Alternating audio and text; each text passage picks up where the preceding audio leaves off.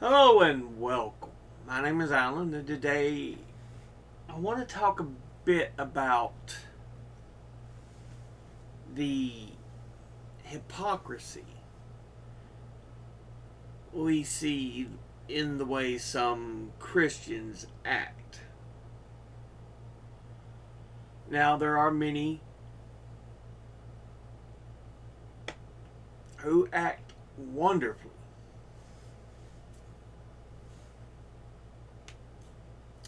but yeah, um, there's a number who are so willing to push ideologies they claim they got from their religion.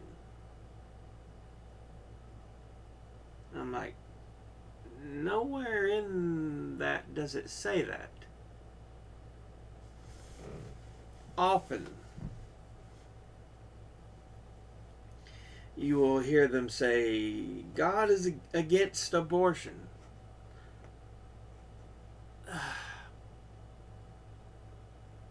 Actually, I don't believe anywhere in the Bible it mentions abortions as something they are against. In fact, there's a number of places you can look that it talks about how to provide an abortion.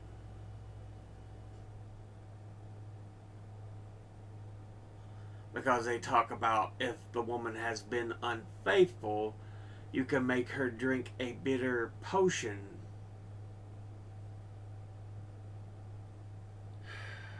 And what it is describing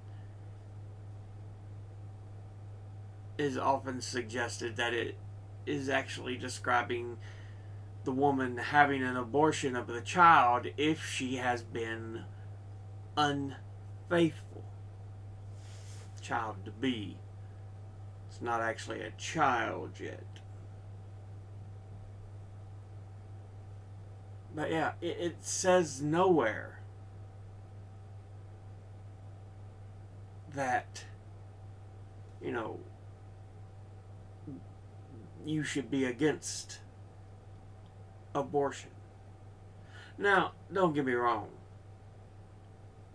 I think it's something that should be taken into consideration very thoroughly, but it should be between the woman and her healthcare physician, not the government.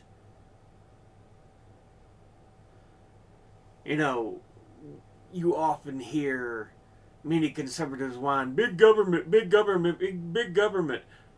It's not big government as long as they do what I want them to do. Hold on a second. So you think it's perfectly fine for them to interfere in the health care of an individual? That's not big government to you.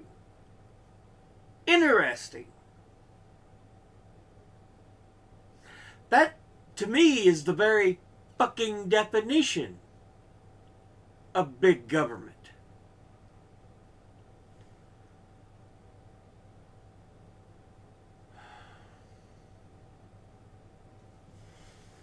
But yeah, it's ridiculous. And then we get on to, being so anti-homosexual. There is one line I can think of. It's in Leviticus. It's an abomination for a man to lay with another man. But also in that same book of Leviticus, do not wear mixed clothing, cottons and, satins, polyesters, anything like that. I believe you cannot sow two seeds of, seeds of different kinds in the same patch. So if you try to grow a home garden, for cucumbers. Better make it all just cucumbers. You can't have more than one. You know, you can't have cucumbers and tomatoes, beans and peas. No, you can't do that. You see, you're not allowed to eat shellfish, so give up all lobster, shrimp, clams, oysters, crab. Yeah. But no, the one line they want to pay attention to. You know, it's an abomination for a man to lay with another man. Right there it is. See, that's what it. But you're being a hypocrite. You're not paying attention to the rest of the damn book.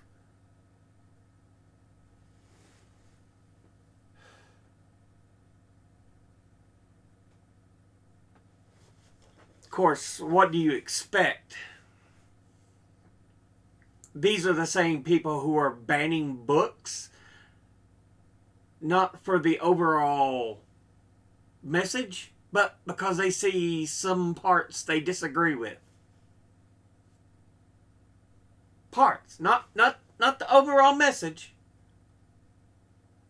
And that's what happens when they try to explain everything, you know, because they go into Leviticus. Oh, this is what it says.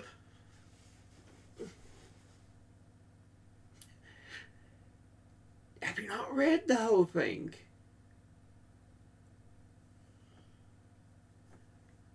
And it's ridiculous. Right now, the biggest hate message they have, you know, they're pushing against homosexuality, against trans individuals.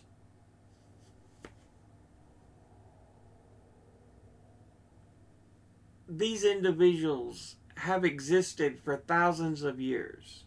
Many of them were forced into the shadows and, you know, recesses of society because there are those who are like, I don't like the way you live. And I don't want to have to see it. Or I'll kill you. And often they were killed.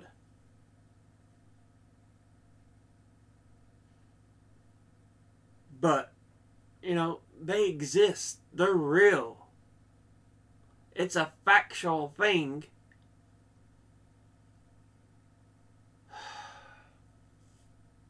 But nah. Because you all don't want to admit that they've been around for thousands and thousands of years. It's like, nah, they've never existed before until now.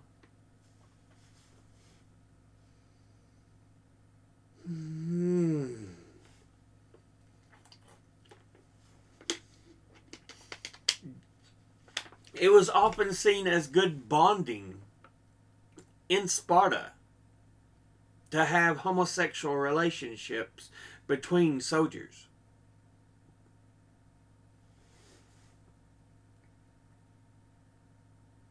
I think that was in Sparta. Let me pull that up to verify that. Spartan, well, if I can spell Spartan homosexual bonding.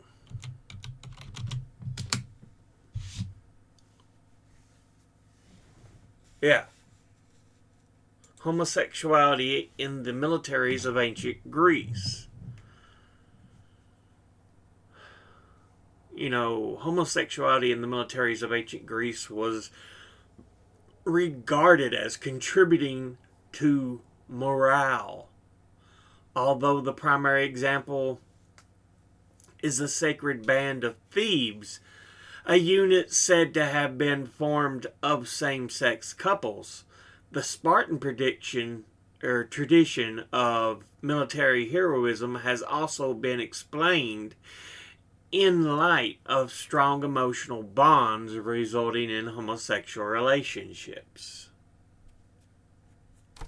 Go away. Various ancient Greek sources record incidents of courage in battle and interpret them as motivated by homoerotic bonds. So yeah, that's just Wikipedia. Let's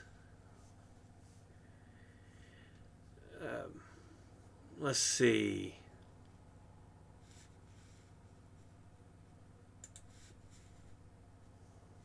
This is from the National Endowment for the Humanities. In Plato's philosophical dialogue, The Symposium, a group of Athenian aristocrats sits around at a banquet discussing a topic that was as important to the Greeks as it is to us: love. Each guest gives a speech in praise of the god Eros and provides his own understanding of love. One of the guests, Phaedrus, waxes lyrical about the loyalty that the lover has to his beloved. The cities as evidence. The mythological hero Achilles, who sacrificed himself for his beloved Patroclus in the Trojan War.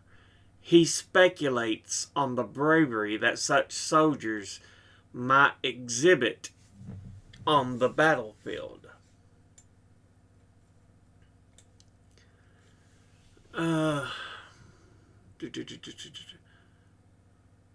Let's see. Plato wrote the Symposium probably around 380 BC. At that time, many Greek states were subjected to the hegemony of the Spartans, who were enjoying a period of dominance after defeating the Athenians in 404 in the devastating Peloponnesian War. But one of these states, Thebes, stood up to the military might of Sparta. In doing so, Thebans realized Phaedrus's vision. They created an elite corps of 300 soldiers known as the Sacred Band of Thebes, comprising of 150 pairs of male lovers who sought side by side in the name of freedom.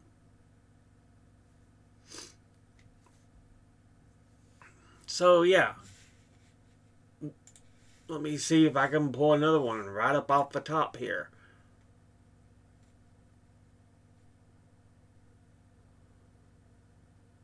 Well, let's go to Reddit. How accurate is the claim that Spartans had lots of gay sex? I saw in a comment recently that claimed gay sex was encouraged by commanders within the Spartan army as a way to encourage unity and form bonds. From my understanding, gay sex was prevalent, but it was mostly older men having sex with younger boys, oftentimes more of a power move than anything.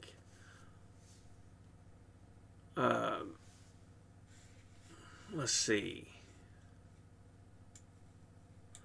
Thank you for linking this answer. I just want to stress that yes, homosexual relationships and homosexual sex would have been common in Sparta. These things were fundamental to the social fabric of the male citizen body. I don't know of any evidence that commanders specifically encouraged it to improve unit cohesion.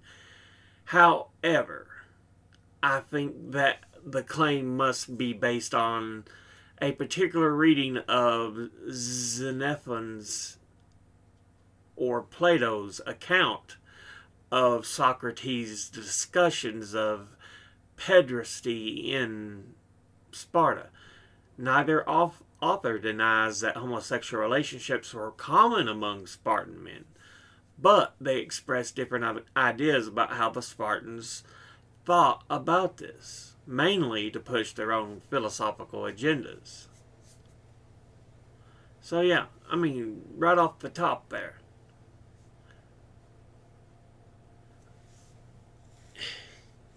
But it's like, oh, it's only a new thing. It's only happened recently. No. No, it isn't. It's been around for a long time. Let's even do this. Cases of transgender people in ancient world. In ancient Greece, Phrygia, and Rome were Galli priests that some scholars believe to have been trans women. Roman Emperor Elagabalus, who died around 222 AD, preferred to be called a lady rather than a lord, and sought sex reassignment surgery, and in the modern day has been seen as a trans figure. Yeah, I mean, this is right off the top when you look, people.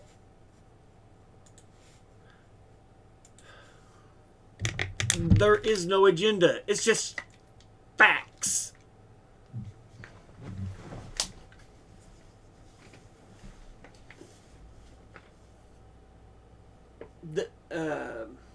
The Indian people, I believe, had what they called a third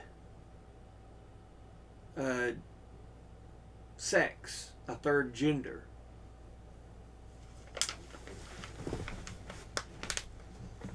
Let me look that up here.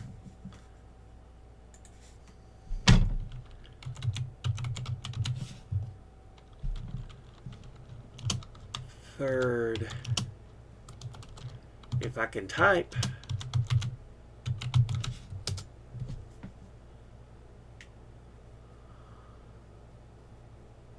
Okay. Hijras. This is off Wikipedia right here. Hijras are officially recognized as a third gender on the Indian subcontinent. In the Indian subcontinent, Hijra is the generic term for trans women and may include eunuchs and intersex people who live in communities that follow a kinship system known as Guru Chela system, also known as Aravani, Aruvani, and Jogapa. The Hijra community in India prefer to call themselves Kinnar, referring to the mythical beings that excel at song and dance. In Pakistan, they are known as Khawaja Sira, the equivalent of transgender in the Urdu language. So yeah, even other cultures have known they have existed. Like I've been trying to explain, this is not a new thing. This has been around for a while. But there is so much hate swarmed up.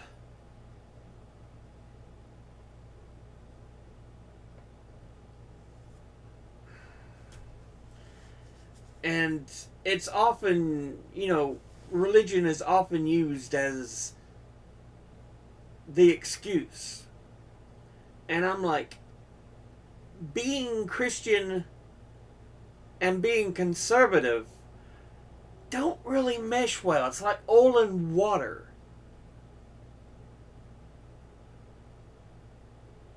Jesus says, help thy neighbor, treat them as your own. Conservatism says, tell the foreigner to stay in their land. Jesus says, give to the poor, help the poor, feed them,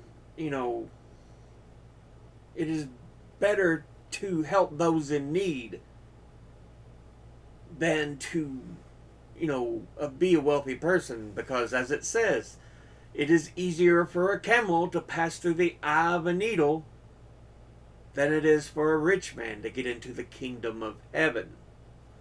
Yet in conservatism, it says, get off the government's teat. You need to work. And we're going to even extend how long you have to work, because we don't feel like paying Social Security. We're giving it, trying to give more money to the rich. This is what I try to explain. There's a hypocrisy when you try to combine the two.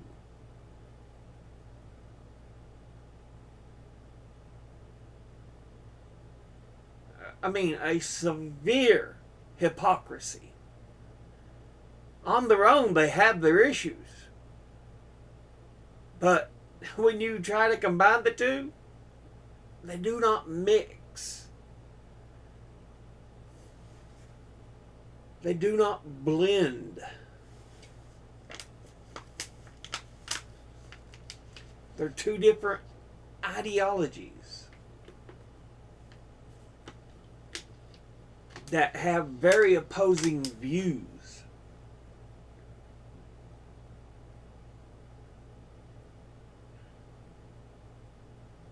But,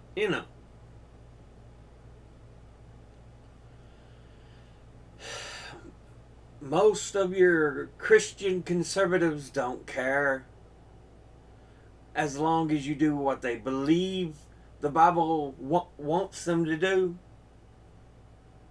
They're perfectly happy. They don't care if that's what it actually tells you to do or not.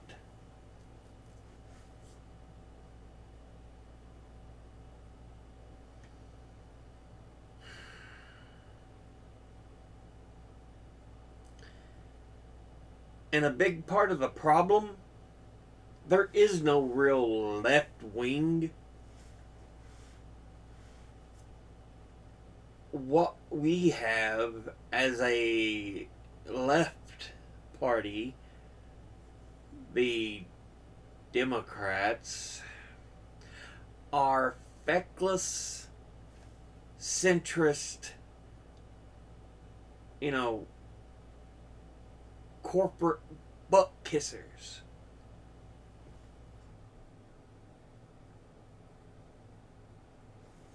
We need a true left party. A left party that seeks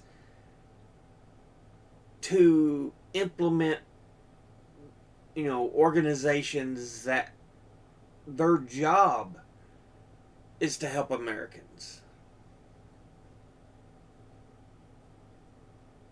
Not merely to feed the profit motive of the rich and corporations.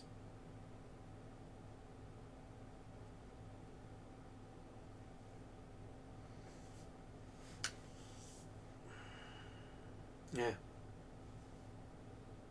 Anyway,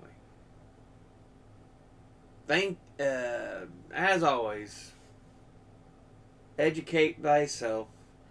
Think, read, study, learn. Someone tries to tell you something you have trouble believing, ask them to cite their sources. I guess I could look sources back up and put them in the description box below the video. It might be at least something for y'all to lean on, but thank you all for watching.